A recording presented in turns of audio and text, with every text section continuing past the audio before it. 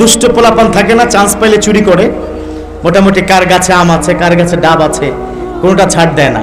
এক ছেলে তো একবার শশা খেতে গিয়ে ঢুকলো। তো শশা খেতে গিয়ে ঢুকে দেখে একদম কচকচা শশা, একদম লোভ লেগে গেল। তো শশা খেতে ঢুকে বলল, আল্লাহ কি সুন্দর তোমার অপরূপ সৃষ্টি। শশা ছিলল, ছিঁড়ে বলতেছে, আল্লাহ এত চমৎকার শশা, কি সুন্দর চেহারা, আল্লাহ ক্ষেতটা তোমার। সুবহানাল্লাহ পড়বেন না? আল্লাহ শশাটাও তোমার, সুবহানাল্লাহ পড়েন। আল্লাহ হাতটাও তোমার।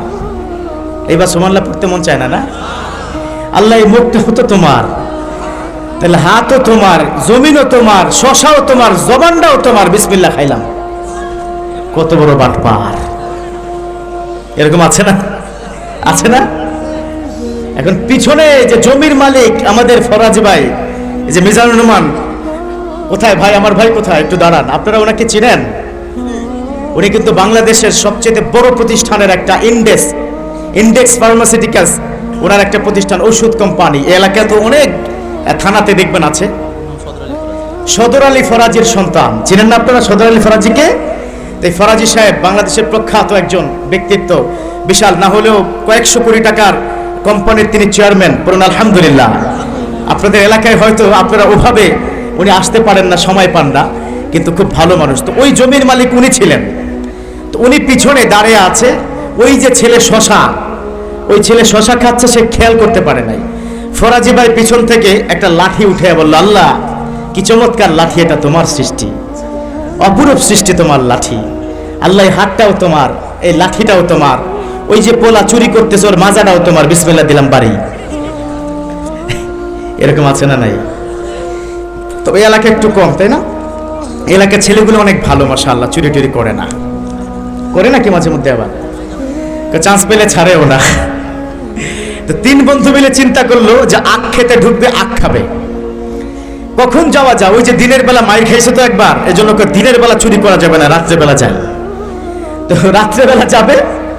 এখন তিন বন্ধু মিলে যেই না ক্ষেতের মধ্যে ঢুকলো, ওই মাচার উপর থেকে চাচা মিয়া কি বলে উঠলো, কে রে? কি বলে উঠলো? এখন তারা কি সামনে যাবে না পিছনে দৌড়? তিন বন্ধু মিলে দৌড়, যে খাইছে, চাচা মিয়া তো জাগনা আছে। তো যাই হোক, চিন্তা করলো কখন আসা যায়। তখন সিদ্ধান্ত নিল রাত 2টার পরে আসি, তখন তো ঠিকই ঘুমাবে। তো তিন বন্ধু মিলে আবার সেই আমাদের ফরাজিবের বিশাল জমি, ওই জমির মধ্যে তিনজন মিলে ঢুকলো। যেই 2টা পা রাখলো, হঠাৎ করে ওই মাচার উপর থেকে চাচা মিয়া কে বলে উঠলো, কি বলে উঠলো? দেখছেন? সুবহানাল্লাহ। ফরাজি ভাই সুবহানাল্লাহ কিন্তু এতক্ষণ কয় নাই, কেরেটা ভালোই পারে। হ্যাঁ, তারপরে আবার দৌড়। এবার ভোর 4টার দিকে যখন সবাই খুব ঘুমায়, খুব মজার ঘুমায় না 4টায়, মাশাআল্লাহ, আম্মা ডাকলেও শুনি না, আগে ঘুমাই পরে নামাজ। এরকম আছে না নাই? এটা করা যাবে? যাবে না। তো চার বন্ধু মিলে ভোর 4টা আসলো, যে এইবার কনফার্ম চাচা মিয়া ঘুমায়, পৃথিবীর সব ঘুমায়, চাচাও তো ঘুমায়। তো চারজন মিলে যেই না আখ ক্ষেতের মধ্যে ঢুকবে, ঠিক ওই মুহূর্তে আবার মাচার উপর থেকে চাচা মিয়া বলে উঠলো, কি বলে উঠলো? কে রে? এবার এর মধ্যে একটা দুষ্ট থাকে না, একটু দুষ্ট টাইপের, ও চিন্তা করলো, what's problem man? He was telling কে রে ইন 12 PM, রাত 12টাও কয় কে রে। ওই চাচা মিয়া 2টার দিকেও কয় কে রে, 4টা বাজে দুনিয়া সবাই ঘুমায়, এখনো কয় কে রে। কাহিনী কি? No, something problem, I have to check out right now, right here. এই মুহূর্তে আমাকে চেক করতে হবে। তো দুষ্ট ছেলে সে ওই মাচার উপরে উঠলো। মাচার উপর উঠে জানালাটা ধাক্কা দিয়ে যে দৃশ্যটা দেখলে আপনি আশ্চর্য হয়ে যাবেন। দৃশ্যটা কি জানেন? চাচা মিয়া শুয়ে শুয়ে এরকম করে, কে রে।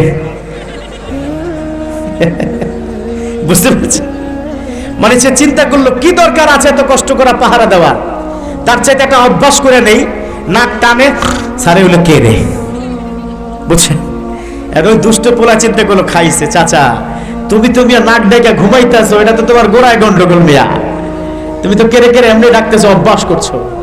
যাই হোক, ওই ছেলের মাজায় ছিল গামছা। চিন্তা করলো তার কেড়ে কেড়ে ডাক আর ভাল লাগে না, চাচা তুমি বড়ই জ্বালাইছো আম করে, 12টাও কেড়ে, 2টাও করে, 4টাও কেড়ে, তোমার কেড়ে কেড়ে বন্ধ করতেছি। এখন মোটামুটি মাজার থেকে গামছা খুইলা চাচা মিয়ার মুখের মধ্যে ঢুকিয়ে দিল। এখন ওই বেচারা তো আর কেড়ে কেড়ে বলতে পারছে না। কেড়ে কেড়ে কি বলতে পারছে? আর মুখ থেকে তার কেড়ে কেড়ে বের হয় না, এখন বের হয় কেড়ে কেড়ে আর বের হয়, মুখের মধ্যে তো গামছা, এখন বেচারা উপরে করতেছে। এই ফাঁকে 3 বন্ধু মোটামুটি আখ চুরি করা শেষ।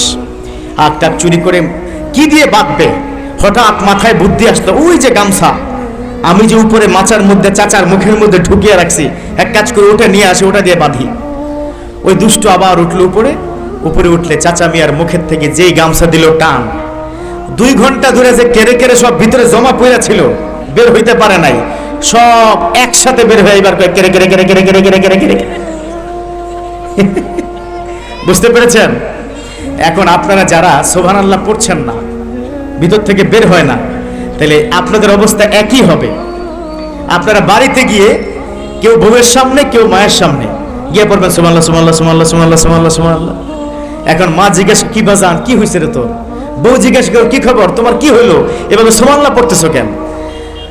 তাহলে কিছু একটা সমস্যা খাইছে। তো এই ভাইরাল বক্তা ঢাকার থেকে কে এবার আনলো রে, কি ওয়াজ শোনাইলো রে, এই 50-60 হাজার টাকা দিয়া আমার স্বামীর আর পোলার মাথা খাইলো রে। এটা করা যাবে? সুবহানাল্লাহ পড়বেন আপনারা? কে কে সুবহানাল্লাহ পড়বেন হাতটা উঁচু করেন, একসাথে চিৎকার করে পড়েন সুবহানাল্লাহ।